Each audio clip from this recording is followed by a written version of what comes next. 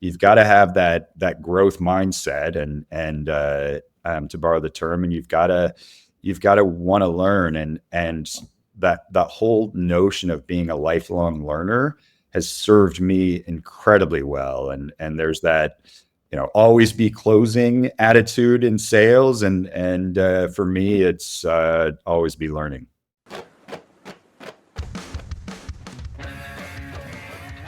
Oh yes, this is the Hardcore Marketing Show. I'm Casey Cheshire, your host for this epic journey. Today's show is sponsored by Ringmaster, on a mission to launch B2B podcasts that create relationships, generate revenue, and drive growth. Ringmasterlive.com. Bam.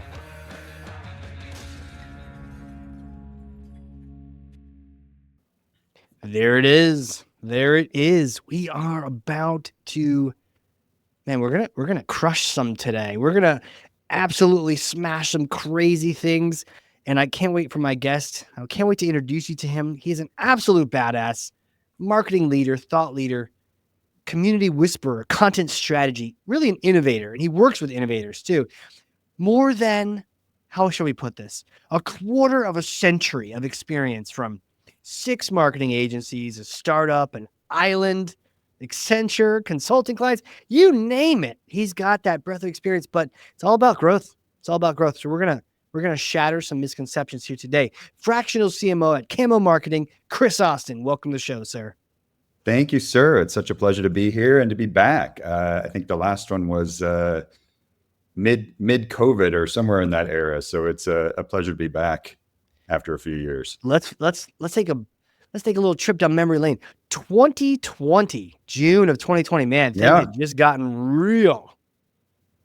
Yes. Just gotten real. So I'm excited. And that was episode 160. If you're interested, check out Chris on his first episode 160 for that background, because today we're going to be focusing on some smashing. Chris, here, let me pass you this thing again. I don't know if it was real back then, but it is now. Here you go. Okay. Go ahead and grab that. Take Thor's hammer. So, there you go. Okay. Backhanded grab, ladies and gentlemen. Some strength going on here.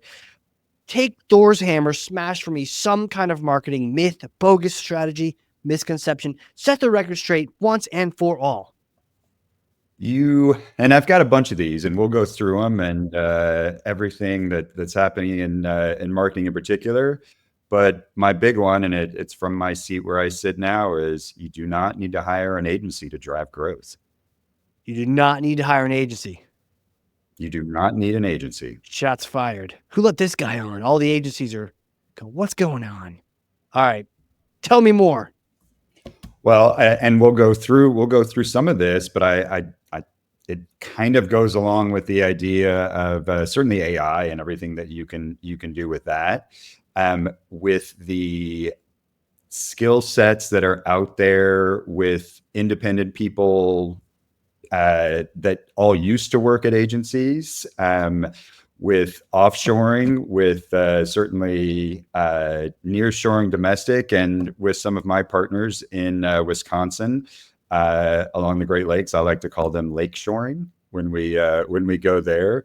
But this is more about what can be done through automation, through AI, and tapping into some of the networks, both personal networks and then the online networks, where you've got thousands of designers out there all over the world that you can tap into. But it does take coordination, strategy, all those things that a human marketer has to do to get there. And there's a few other myths in there that I think we have to knock down. One, and this is kind of how I live my life, and one of my big ideals is curiosity killed the cat, and you can't survive now without curiosity. In fact, I'd go so far to say as curiosity is a superpower, and it's my superpower. Being able to figure out everything that's going on with what seems like daily changes to every social media network, to the advertising programs, to new things in AI, to you name it, it's out there, and you've got to figure it out and be curious, or you're never going to do it. And that runs right into, I told you I've got a bunch of these in here, and that runs right into the idea that uh, what works today will work tomorrow. And I'm finding that out still. And it's a lesson that I learned a long time ago, when we started to do digital, and you work and for a few months, and something would be going great, and then it'd stop working, and you'd have to figure out why. But now it literally feels like a daily process of why things stopped working and what's going to replace it, based on algorithm changes and social media ad changes and tracking changes and everything else that continues to happen to the marketing world. Yeah, man. You said something earlier about the idea of just assuming that what worked then will work now, right? Yeah, Like, if you think about these major changes that happen to us, Facebook only looks back so far, so we can look at ads, because the iPhone changed the privacy settings for all of us, right? So I can't even look at things that from, I forget how long, 2 years ago, because the iPhone changed. That affected Facebook, which affects all the meta ads we do, right?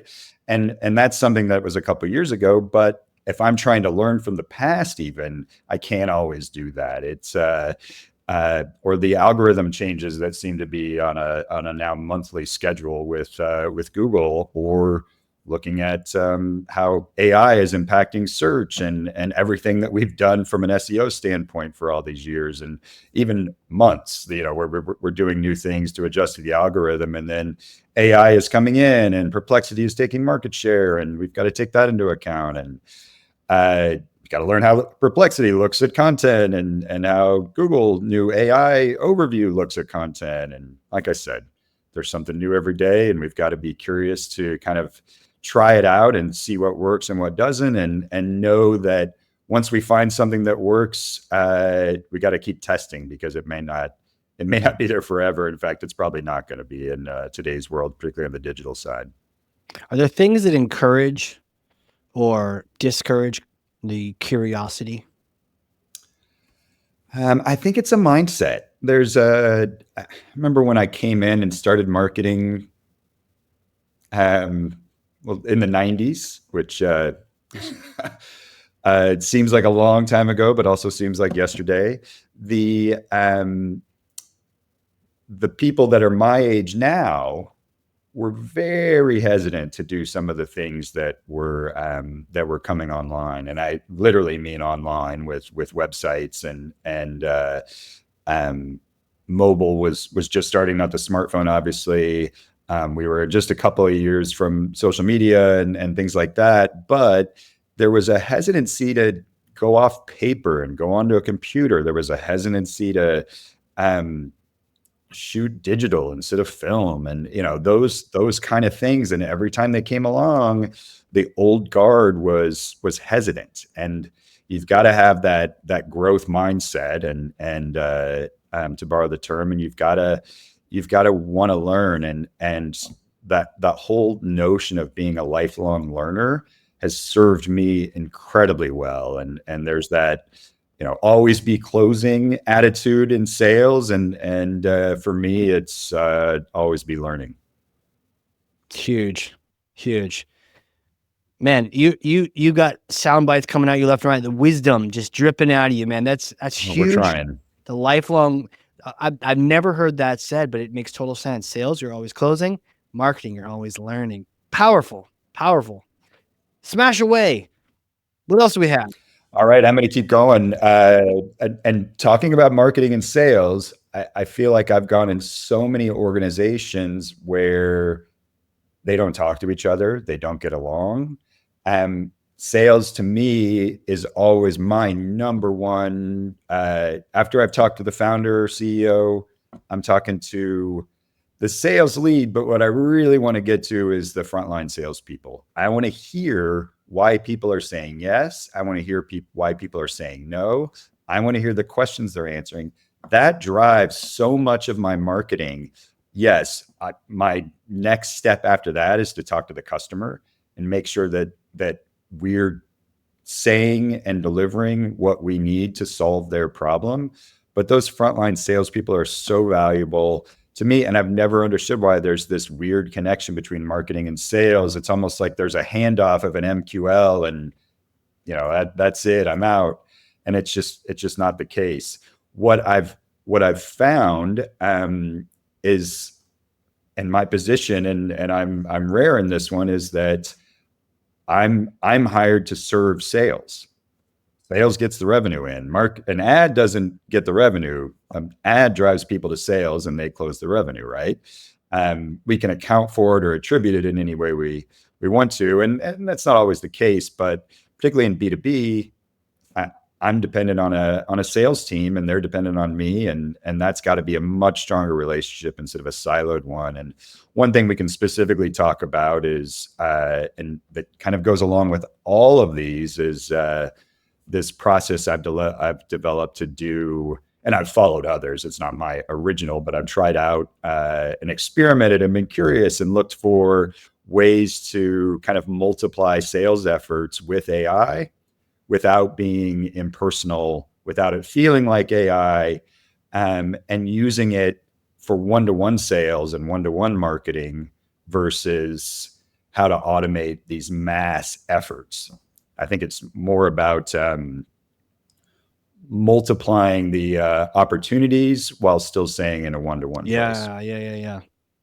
How do you do? That seems to be the trick, right? To have the one-to-one conversation, but then how do you get Yeah, that to the scale that some of the larger companies need? and we can certainly jump to that, but I've got one more very important myth, and this is the one that I have to smash the most. The Chiefs dynasty is not over. They are going back to the Super You Bowl, think?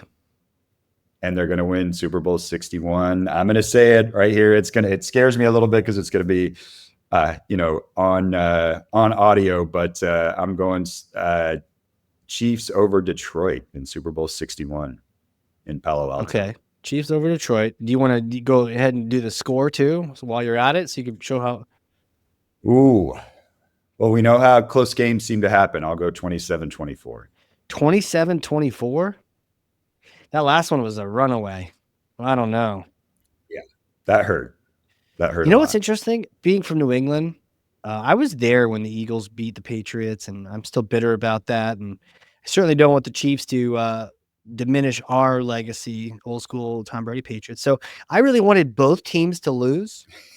You know, that's that's how I felt a lot of Patriots Super Bowls. So we're good.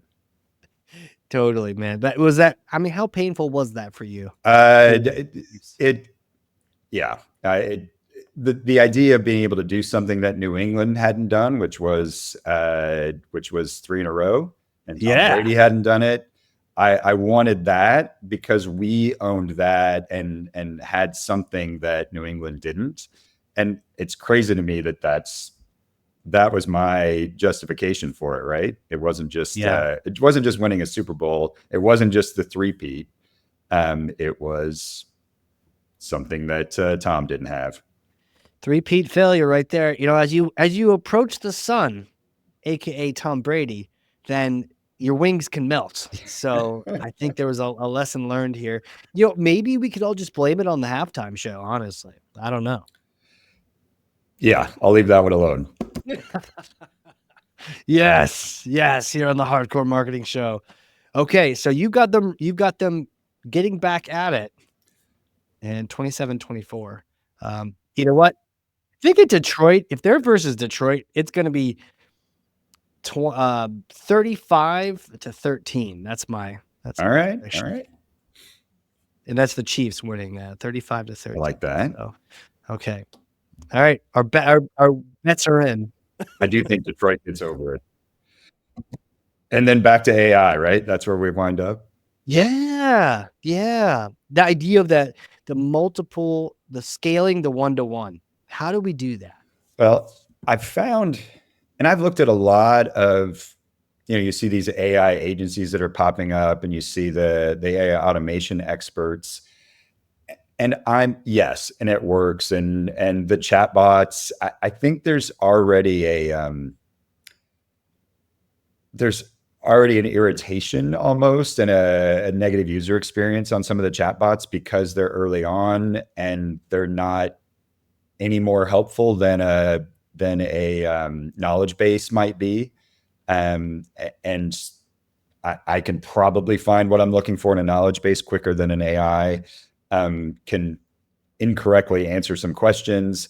I think the next thing we go to as marketers is content.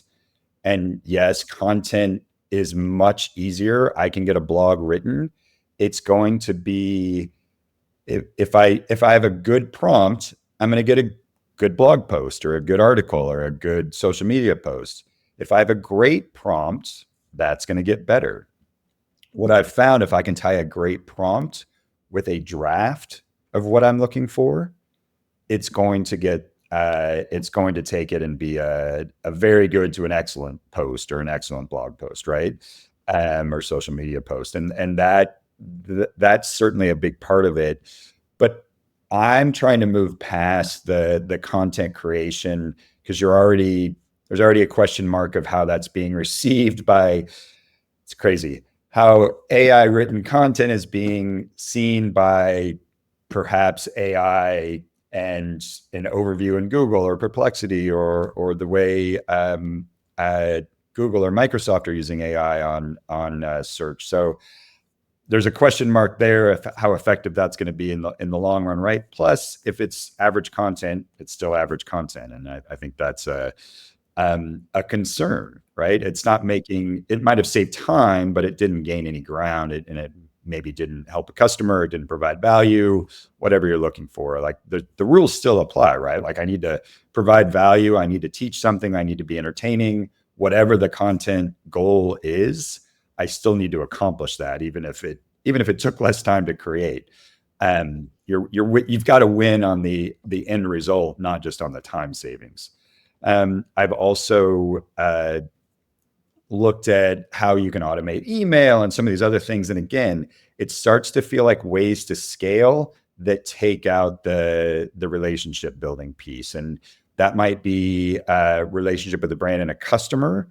More importantly, particularly in B2B, which I do most of my work in, it's that relationship between maybe a salesperson and a potential customer or an existing customer, right? Like we're looking to keep that.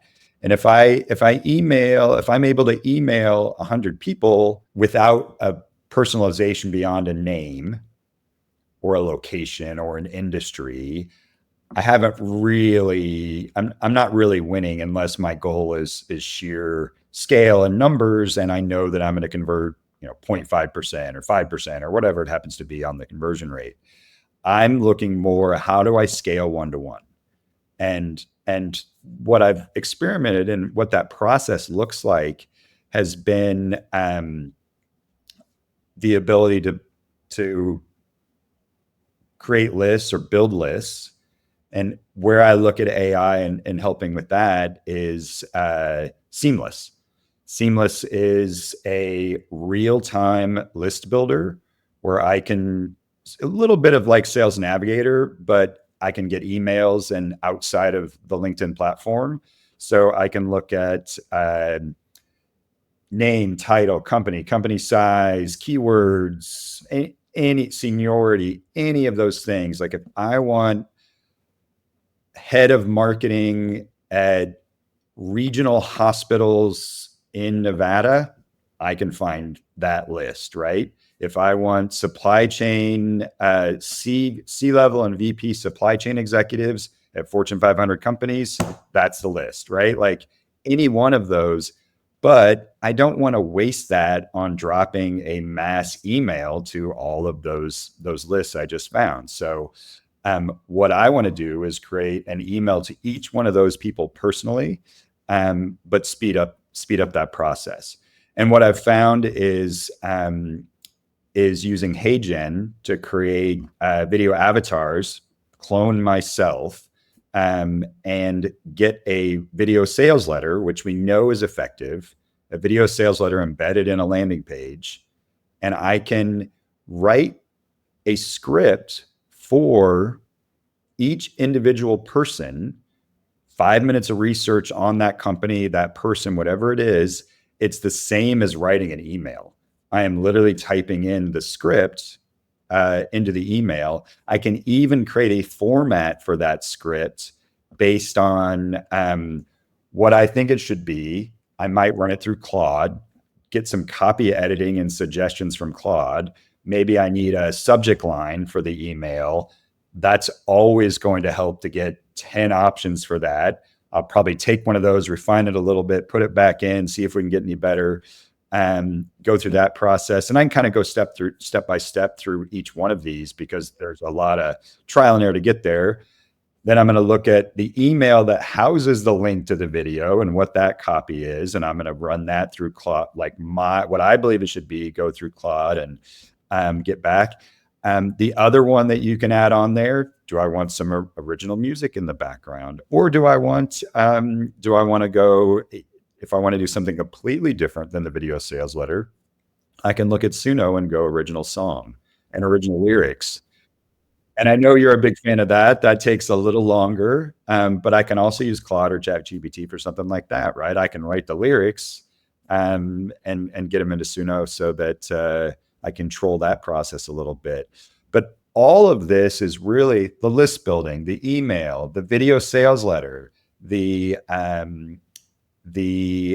destination, the landing page. Like I've got copy on that as well.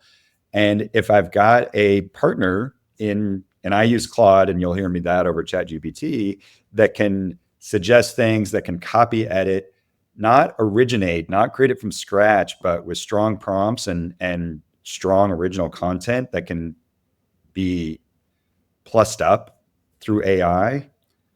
I've cut out so many steps in the process, right? That list building, the email, the landing page, the video sales letter. And now that I'm sitting here on camera and I'm looking at myself, and I didn't do the hide yourself feature, I should have. What? You're supposed to hide yourself. The idea that I can put out literally 100 personalized emails in a day, if I'm hustling and I've got this process and I've got this format, versus 100, personalized but mostly generic emails or phone calls, even. Like, this is pretty interesting. And it's not that the video sales letter, the AI avatar, if you really look and get a feel for it, if you knew me, you would say that's definitely something's not quite right. But I think we can still use that at the moment, say it's AI, and there's some novelty there. And I'm going to watch something to see if I can figure out where it's AI and why it's AI versus trying to fool someone, right? I think we'll get there where you don't need to say it's AI because it'll be imperceptible and it really is me. But at the same time, I want to leverage, probably for 2025, I'm going to leverage the novelty of an AI avatar that's almost perfect, that's almost me. I'm going to leverage that curiosity again and maybe get them to watch all the way through a 1-minute video that they wouldn't have opened or would have moved on from quicker than they are knowing the truth. Yeah, it's like, the more, I mean, some of the AI stuff is magic. I haven't used HeyGen, but like it looks fantastic. Wait, are you actually here right now? Or are you doing HeyGen? See, I a little bit of me thought that I should do my intro with my avatar and then switch off, and I can literally do it same settings, Yeah, same yeah. shirt, like the whole bit, right? And there's certainly been some Zooms where I was like, I wonder if I could Right. get away with it. But I haven't tried that one yet. But and I'm still feeding the content, right? Like I'm still writing a script for the video to say. I just don't have to record it. If I have to record something, I'm going to be a perfectionist and I'm going to record it 5 times, just audio, much less video. I'm going to be hypersensitive to something in the video, right? Or my dog runs in or whatever it is. And I'm looking for a really great video and a video sales letter because I know it could get me business, and that's going to take me an hour. It literally takes me an hour when I go to do it, and I've got the whole camera set up and the technology and everything, but it's not a, no matter how good you are at it, it's a process. I'm still going to want to do a little editing, and I'm still going to want to do this, and that stuff just goes away. I literally, it's as long as it takes me to write an email and then a few minutes to generate the video, right? So I've got to have a little bit of lag, and I can move on to the other pieces of it, right? While that's generating. And by the time it's done, I can hit send and we're good to go. And I can create, so I currently have campaigns around hospital websites because we've been doing a lot of those with my website partner in Wisconsin. I've got just a pure fractional CMO push that is going out to professional services, and then a startups one because I have so much fun with startups and kind of want to get back into that world. Despite enjoying professional services, I've done retail jewelry, so I've got landing page and this whole process, everything we just talked about for each one of these categories. And then I'm finding a lot of folks are we use the word negligent, but a lot of small businesses and really medium-sized businesses are negligent in their kind of foundational SEO. And so I've got a process for that, or I don't want to call it a funnel because it's such a tight, it's an email to a landing page with a video, right? Like it's not a full funnel, and I will follow up with videos. So you could call it that, but it's a much more compact and focused effort. And it's definitely rifle over shotgun, right? Like, and we're staying 1-to-1, and the response rate is always higher. Like and if the response rate is higher and I'm able to do a higher quantity, like there we are. And that's my sales. That's one person doing marketing and I'm executing everything. And that's one person doing sales and I'm able to kind of do the sales side of it as well. And it's keeping me busier, this process, than 1-to-1 emails that I did in the past where I would do research and I would write that. And the crazy thing is, once I've done this whole process and figured it out, it's the same amount of time. The idea to be able to pull things in, and you said this earlier, the idea that it's the prompt, at some point they're going to write the prompt. The need to write a good prompt is not even going to matter anymore because it's going to make the leap to go, oh yeah, you suck at prompts, but you probably meant this, and just do it. But right now it is still the prompt and one factor. It is. And there's something to be said for memory too.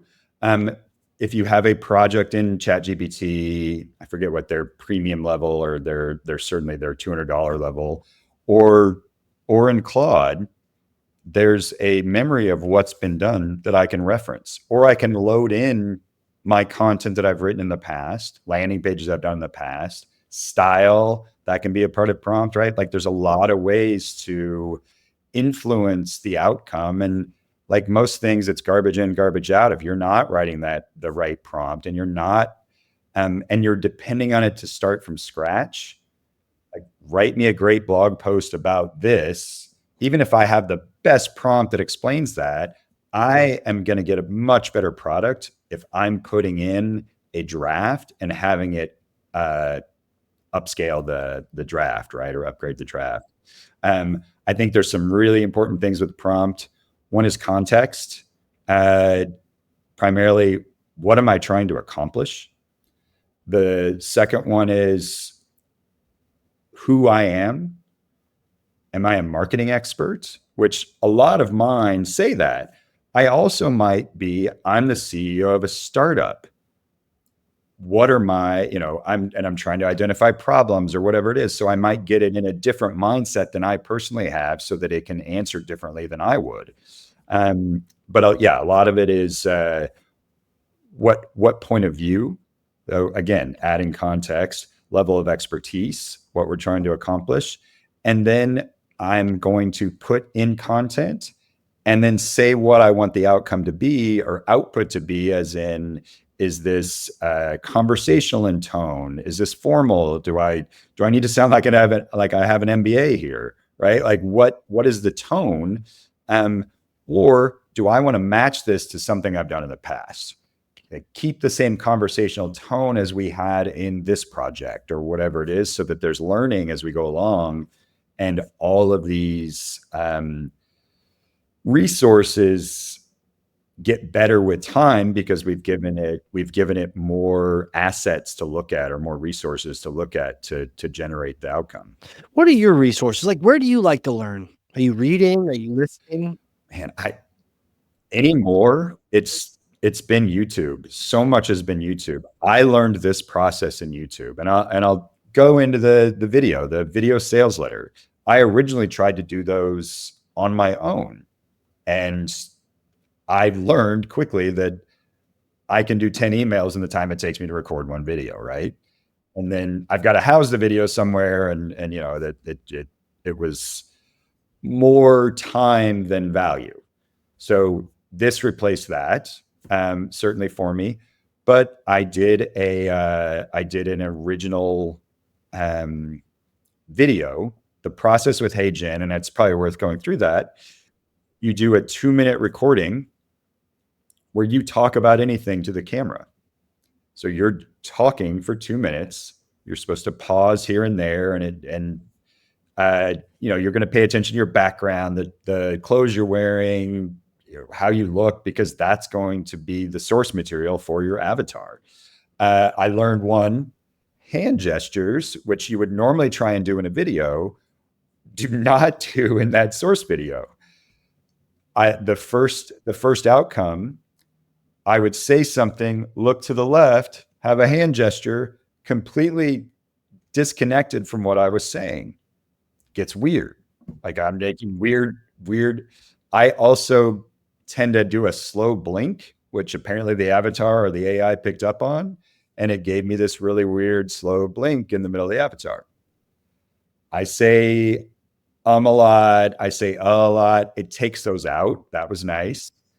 It keeps, for the most part, it's pretty good at keeping the cadence that I speak. I typically speak slow unless I'm getting excited about something, and then I'll go a little faster cadence or pace. The nice thing is I can go in and put it at 1.1.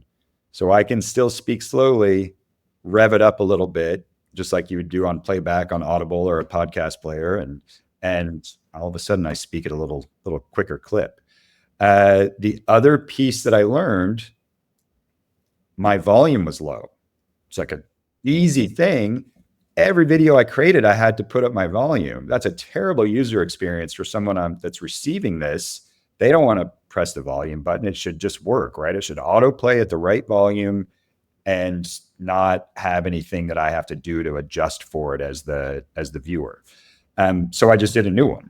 But before I did a new one, I went to Adobe Audio. I went to 11 Labs, and I created a voice avatar, which I'd already done, but I did another one at a higher volume.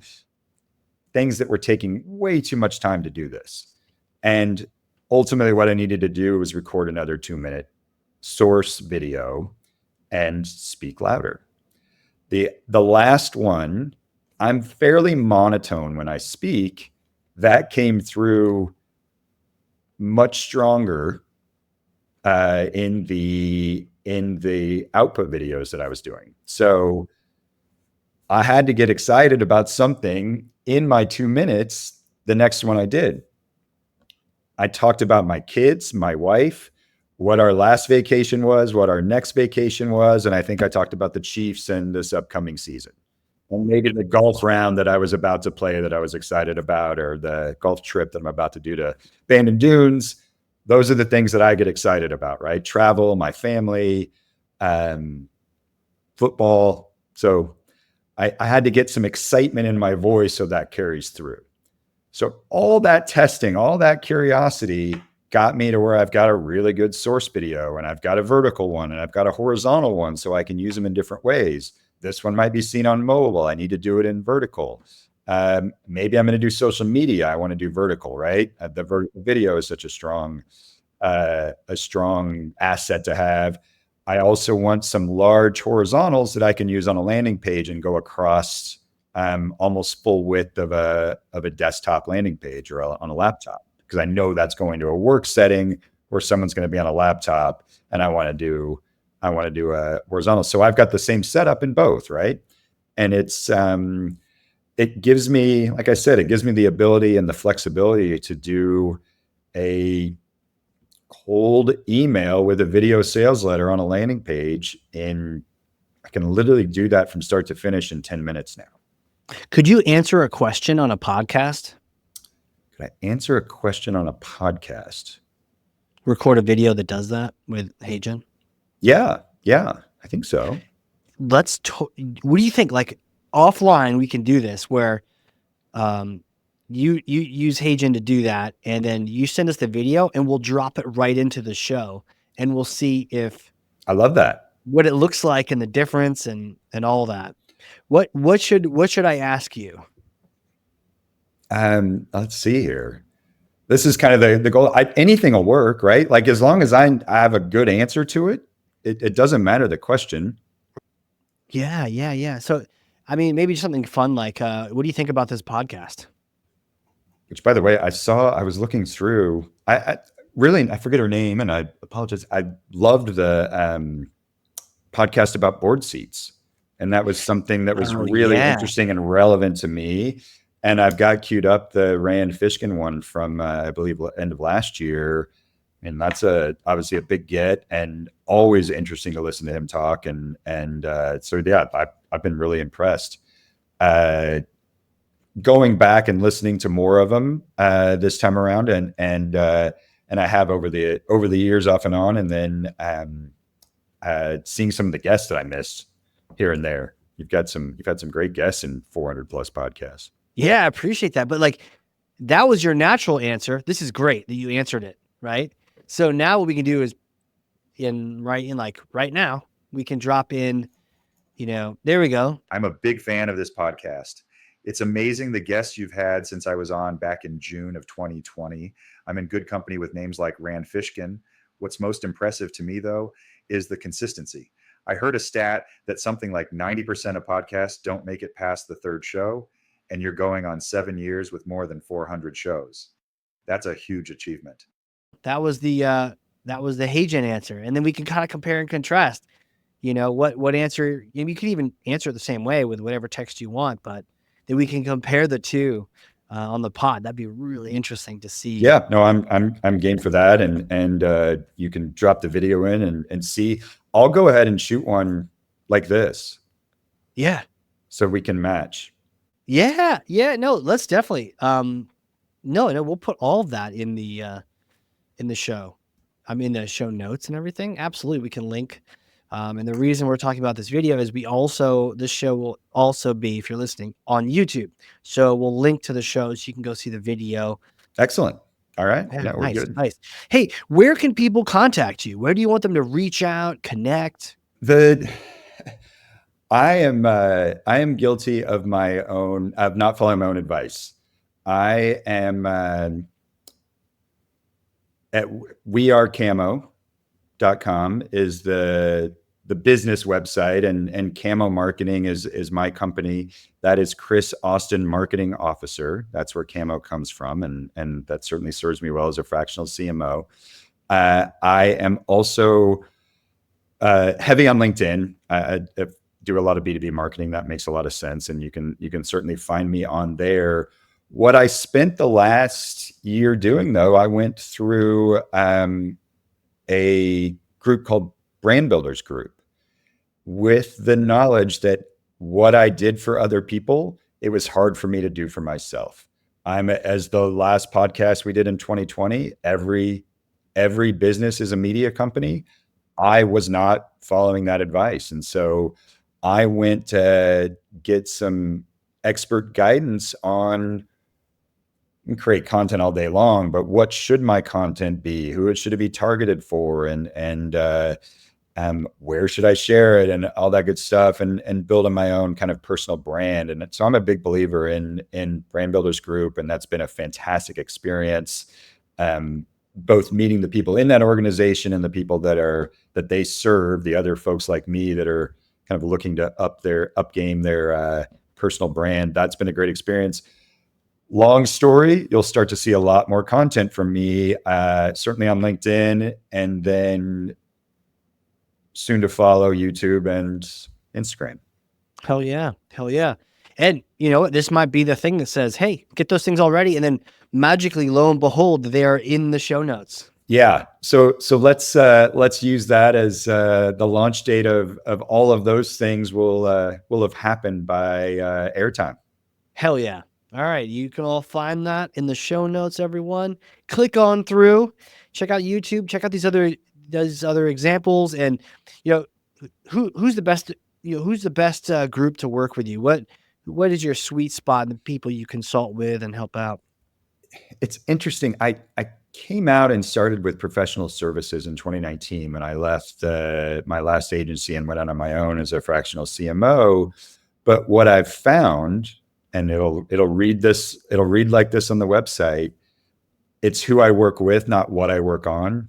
I do supply chain, jewelry, education, commercial real estate, whatever the category is. It's who I'm working with, and I've found that it's founders that are typically chasing a larger rival, and they're the upstart, and they are innovative and trying to do things differently, and that includes marketing. So I typically work best when I serve an innovative founder, and the business and the category doesn't quite matter as much as the mindset of the person I'm working with.